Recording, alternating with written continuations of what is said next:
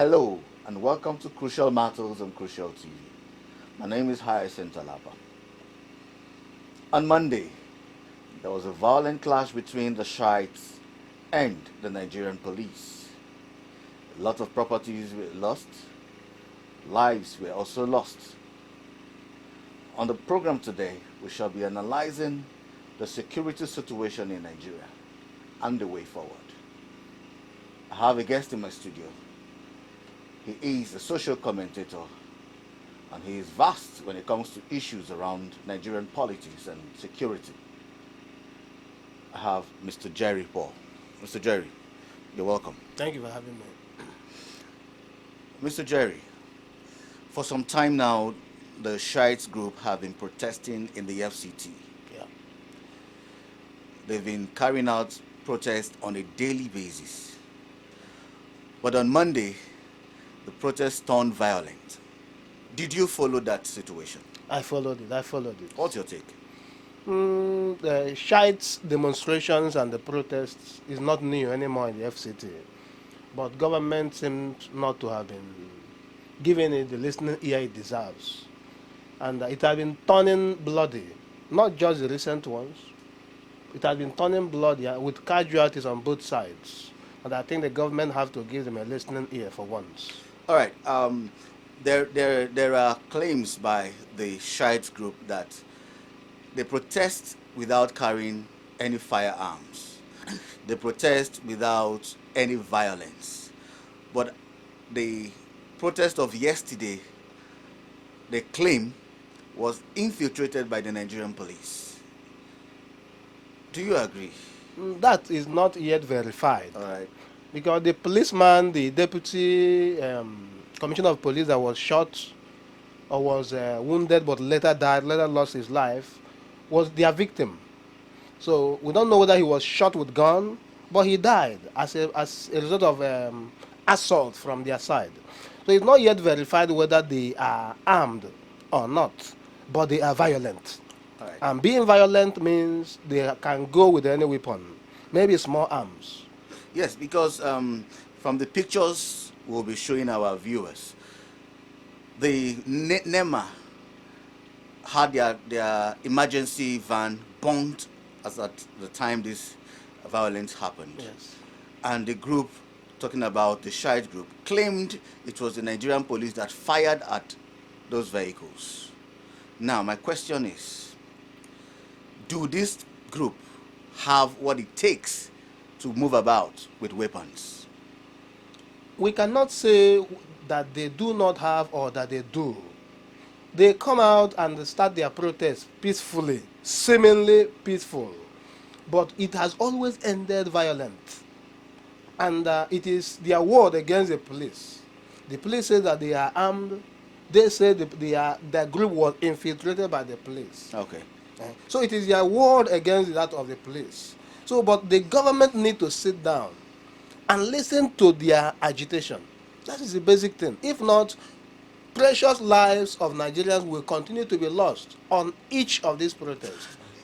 Yes, Mr. Jerry, sorry, I needed to come in. Okay. The argument from the government has always been that it is risky to release Sheikh El-Zazaki and that he is kept in detention for the good of the generality of Nigerians. What do you have to say about this? Government may have good intention, but good intention is not enough. The courts, the high courts, not once, not twice, have ruled that the man be granted bail. And the government is saying no. So the government does not want to obey court orders, and she wants the Nigerians to obey the same court orders. It may be true that the man will constitute a security risk, but let him be released, as the court have said. The government have the intelligence. They may follow him up, they may monitor him closely, but not outright disobedience to court order. But don't you think the government, especially the office of the NSA, have studied this situation critically and then decided to keep holding this man in the best interest of the public, despite the rulings of the court? all over the world, the courts rulings and judgment always comes final. Right? He can be rearrested if there be any breach of law or insecurity. But let him be released. Okay, now the insecurity that his group are constituting, is that better? Look at the number of people that are dying. Look at the amount of things that are being burnt. Look at the vandalization of government properties. And government have not said a word. The other day they were at the National Assembly. Everybody is at risk. And this is Federal Capital Territory. And we don't know what may follow. So let them release him. And the tour is part of peace. This man have lost so much, you must know. Yeah. He has lost his family. He has lost one of his eyes. He's losing his health by the day. What security risk does he constitute at this level? Yeah, there is a very interesting angle to all of this. A young journalist, a youth corps member, was sent on the field to cover this protest. In the course of doing this, he paid the supreme price. The supreme price. Do you think greyhound, what we call young journalists who have little or no experience, should be sent on such critical assignment? It depends whether he was actually sent or he was on adventure. I may be passing on my way and see something that is interesting. I decide to use my phone to cover it. Or maybe as a journalist, he has one kit or the other. I don't know, but I think that those who are experienced should cover violence and riot situations. Yes, because outside this climb, outside Nigeria, we have very trained journalists who cover a situation like this. Even war. Yes, yes. So it's very unfortunate. But bringing back our focus, what is your advice to the federal government at this point? Should El Zazaki be released, or should the government keep holding him? You see, security situation, Now, security sorry, narrative. sorry, Mr. Jerry. I Okay. want you to critically look at this issue. The interest of the general public vis-a-vis the rulings of the court. What do you think should be done in this matter? Okay, the general security narrative of this country is very, very critical. We've talked about so many other areas that insecurity is an issue. Okay. This one is just one of them. And if it is not well managed, we may be brewing another Boko Haram under another name. I strongly advise the government to give a listening ear to the court rulings.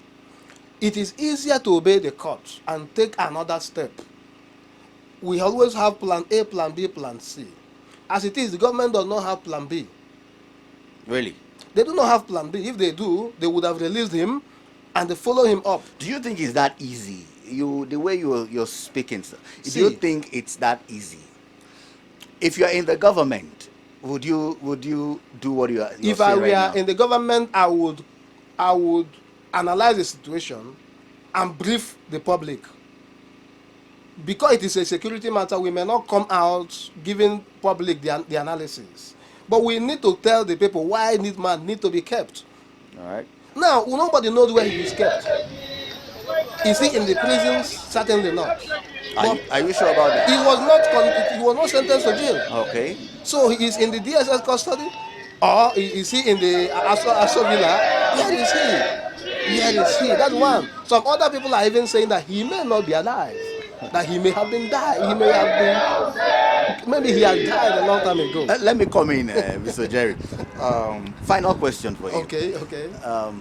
Some people are calling for the proscription of the Shiite. Do you see that as a welcome development? Is it right to prescribe the Shiite group at this point? The Shiites are a religious organization. And when we discuss religion in this climate, we should be very careful. Boko Haram is also a religious movement because they were not well managed. They came to where they are today. I do not subscribe to their prescription. What you're saying is status quo should be maintained, that they be seen as a religious group. Of course, that is what they have been. But if there be excesses, and you're not seeing them as constituting any security risk. we never knew them as that until recently, until their boss, their man, their leader was arrested. For me, I've never heard of Shiites until 2014. Then 2015 when this man was arrested. So if government obeys court order and does what she should do as a government, intelligence gathering is very important. There are so many other people who are constituting security risk in this country. There are so many other people and individuals. Is it only El Zazaki? Not only El Zazaki. So I think that the government should do what she should do. Government don't need to keep quiet when people are dying. Keep quiet when people are complaining. The government have not said anything.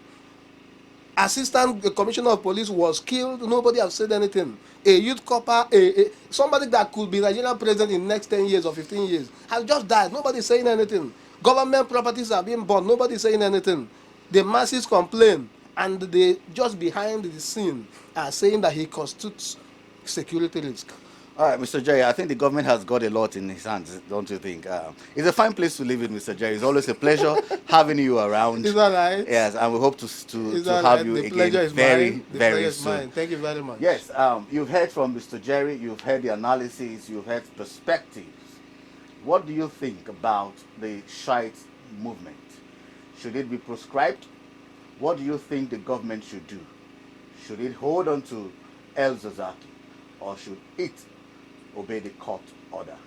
Leave your comments at the comment section and we will enhance the conversations from here. My name is Hyacinth. Thank you for watching.